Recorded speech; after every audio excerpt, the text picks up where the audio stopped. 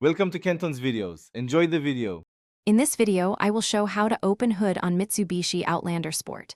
Pull the interior release lever located on the lower left dash until the hood pops slightly open.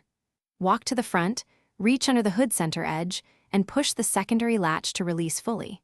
Lift the hood and secure it with the prop rod or gas struts if equipped. Always set the parking brake and work on a level surface before starting. To access the front latch, I will show the safest technique step by step. Reach under the hood center edge with your fingers and locate the secondary safety latch, which may require a slight push left or right depending on model.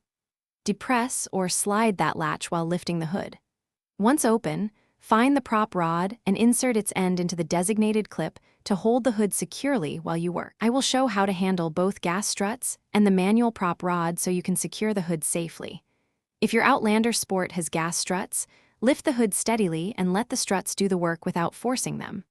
For a prop rod, lift the hood, locate the rod clip, and seat the rod end fully into the clip to lock it in place. Always double-check stability before working under the hood. Thanks for watching. Consider subscribing if we helped you.